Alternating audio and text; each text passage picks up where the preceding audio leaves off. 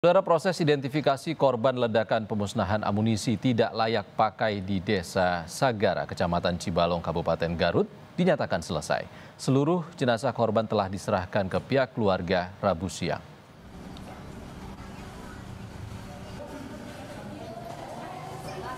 Tim DVI Bidokes Polda Jawa Barat bersama TNI telah mengidentifikasi 13 jenazah korban ledakan pemusnahan amunisi tidak layak pakai.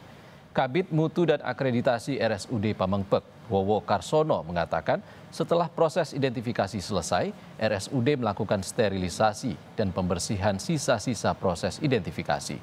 Selama proses identifikasi, pihak RSUD Pamengpek berperan dalam proses pemulasaran hingga penyerahan jenazah ke keluarga korban.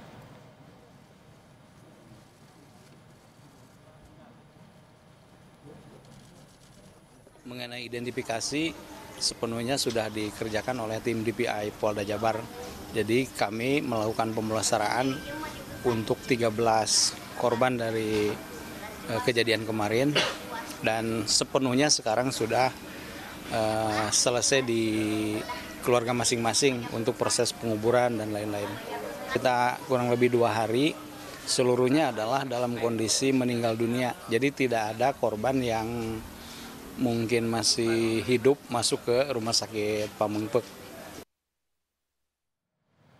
Desakan untuk insiden ledakan dalam pemusnahan amunisi kadaluarsa di Garut diinvestigasi secara menyeluruh. Komnas HAM menanggapi soal ledakan pemusnahan amunisi di Garut, Jawa Barat. Anggota Komnas HAM Anis Hidayah mengatakan insiden bukan bencana, melainkan kelalaian prosedur yang menyebabkan 13 orang meninggal, termasuk 4 prajurit TNI dan 9 warga sipil.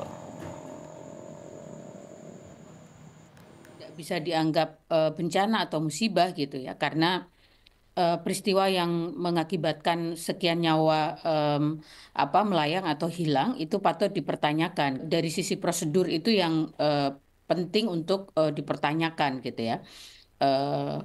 Kenapa itu sampai terjadi, ada yang meninggal dunia gitu. Kemudian yang kedua, bagaimana mekanisme yang seharusnya ditempuh gitu ya. Dan yang ketiga, apakah ada kelalaian atau tidak gitu. Jadi saya kira hal-hal itu penting untuk nantinya dijawab oleh investigasi yang sedang dilakukan oleh internal TNI gitu.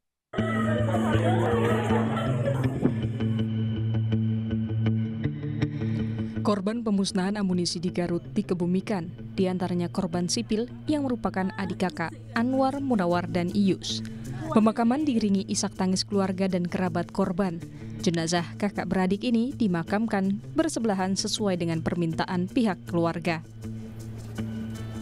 Saksi mata pemusnahan amunisi di Garut, Salim, menceritakan ledakan terjadi ketika warga dan sejumlah anggota TNI masih mengumpulkan logam bekas ledakan sebelumnya.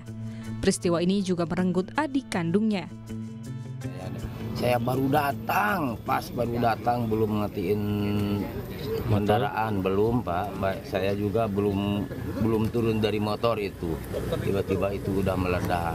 Ya, saya kaget juga, kenapa ini bisa diledakkan, tapi TNI sama warga itu kan masih banyak di lokasi lagi nyari-nyari barang bekas yang diledakin tadi jam 9.30. Adik kandung itu dua. Itu sudah lama yang ikut mencari. Memang udah lama, udah berapa tahun kerja di situ Pak. Tiap ada ledakan adik saya dikerjain pembantu tenaga sama TNI gitu, memusnahkan amunisi itu. Pemusnahan amunisi di Garut juga menyebabkan 4 anggota TNI meninggal dunia. Salah satunya Kolonel CNP Antonius Hermawan yang dimakamkan secara militer pada Selasa malam di Sleman, Yogyakarta. Ayah almarhum Yohanes Sugiyarto mengikhlaskan kepergian almarhum. Di mata sang ayah, almarhum merupakan anak yang sangat membanggakan. Almarhum menyelesaikan pendidikan militer di tengah kondisi yang terbatas. Benar-benar sangat terpukul karena itu makan.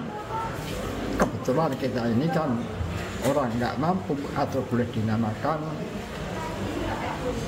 tidak seperti orang-orang yang normal dalam arti kehidupannya, apalagi bisa masuk di perwira itu adalah kebanggaan. Dengan adanya ini jelas itu merupakan yang terpukul bagi kami. Pemusnahan amunisi di Garut, Jawa Barat menewaskan 13 orang, di antaranya 4 prajurit TNI dan 9 warga sipil. TNI Angkatan Darat berjanji akan melakukan investigasi penyeluruh. Tim Liputan, Kompas TV.